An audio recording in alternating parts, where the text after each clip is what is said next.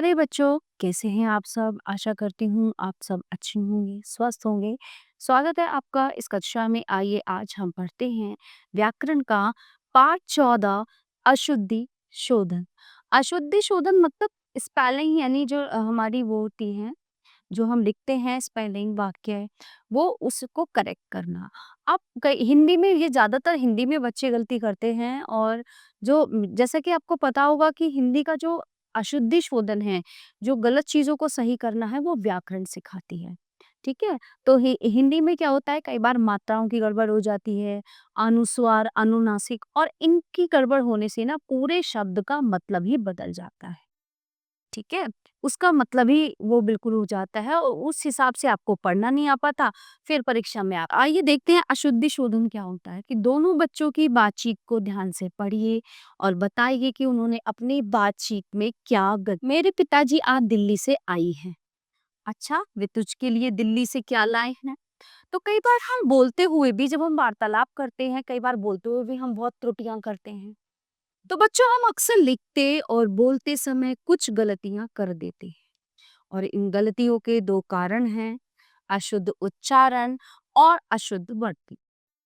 यदि हम इन पर ध्यान दें तो हिंदी भाषा शुद्ध रूप से बोल और लिख सकते हैं। ठीक है? वर्तनी की अशुद्धियां: पड़ोसी पड़ोसी, वायु वायु, कृपया कृपया, दोबारा दोबारा, वापस वापस, अनुच्छेद अनुच्छेद, बीमारी बीमारी, गृह कार्य, जवाब जवाब, तिथि तिथि, बारात बारात, आशीर्वाद आशीर्वाद, श्रीमती श्रीमती, मछली मछली। ठीक है? इस तरह से अशुद्ध वाक्यों को हम शुद्ध कर देते हैं। ठीक है? वो तो थे शब्द। अब आते हैं वाक्य। मेरा दीदी बाजार गया, ये गलत है। मेरी दीदी बाजार गई। तोता डाल में बैठा है, नहीं, तोता डाल पर बैठा है। मैं खेल करके पढ़ूंगी, मैं खेल कर पढ़ूंगी। मैंने तुमको कहा था, मैंने तुम्हें कहा था। मेरे को वहां नहीं जाना, मुझे वहां नहीं जाना। फल पेड़ पर से गिर गया, फल पेड़ से गिर गया।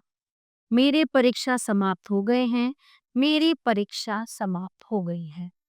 देखो दाल में कोई पड़ा है, देखो दाल में कुछ पड़ा है।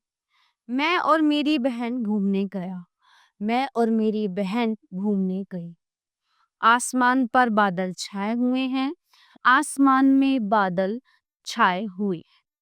ठीक है? इस तरह से हम अशुद्ध वाक्य को शुद्ध करके लिख। प्यारे बच्चों, ये पाठ यहीं पे समाप्त होता है। आशा करती हूँ आपको अच्छे से समझ आया होगा। मिलते हैं अगली कक्षा में। धन्यवाद।